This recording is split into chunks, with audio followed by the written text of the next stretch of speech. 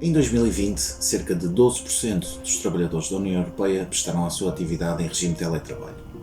o que evidencia a forma como as empresas se adaptaram ao cenário de pandemia em curso, bem como decorre de algumas imposições legais que vigoram tanto em Portugal como em países vizinhos. Em 2021, e relativamente ao modelo português, assistimos a um cenário de evolução legislativa que começou, numa primeira fase, pela imposição obrigatória do regime de teletrabalho. Numa segunda fase, essa obrigatoriedade apenas fica reservada relativamente aos concelhos em que o risco de transmissão da Covid-19 era mais elevado. Numa terceira fase, deixa de ser obrigatório e o teletrabalho passa a ser apenas recomendável. E numa quarta e última fase, o Governo revoga essa recomendação e apenas torna obrigatório, sem a necessidade de acordo, o teletrabalho em determinadas situações especiais, tais como quando o trabalhador está numa situação de imunodepressão ou quando tem, por exemplo, a seu cargo um filho portador de uma deficiência ou de uma doença crónica.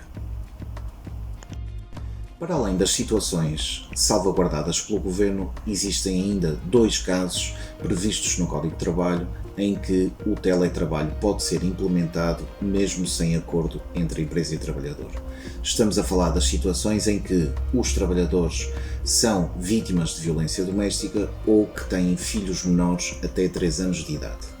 Em ambos os casos têm de estar verificadas algumas especificidades e desde logo a atividade tem de ser compatível e a empresa dispor de recursos para o efeito. Com exceção dos casos ora salvaguardados pelo Governo, ora previstos nestas situações do Código de Trabalho, o regime de teletrabalho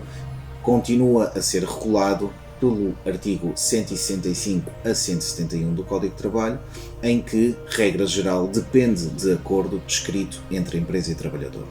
No âmbito desse acordo, o legislador conferiu autonomia às partes para regularem aspectos centrais do regime de teletrabalho, entre os quais quem é que deve dispor dos instrumentos de trabalho, de ferramentas de internet e comunicação, e quem é que deve suportar esses custos e essas despesas. Na verdade, seja porque o atual modelo de teletrabalho regulado no Código de Trabalho se encontra aparentemente desatualizado, seja porque existem ainda alguns aspectos que carecem de clarificação, existiu uma preocupação partidária em revisitar o regime. Assim, atualmente contamos já com 7 propostas de lei em cima da mesa, que estão a ser discutidas na especialidade e em que se destacam algumas preocupações, tais como fazer incidir, por exemplo, sobre o empregador o custeamento de despesas adicionais com o consumo de eletricidade e internet, nomeadamente através de comparação de faturas antes e durante o recurso ao modelo de teletrabalho, bem como prever expressamente o pagamento de subsídio de alimentação. À semelhança destas preocupações no contexto do regime de teletrabalho, outras tantas devem ser repensadas e com uma velocidade cada vez maior, em linha com o Livro Verde sobre o futuro do trabalho e a Agenda do Trabalho Digno.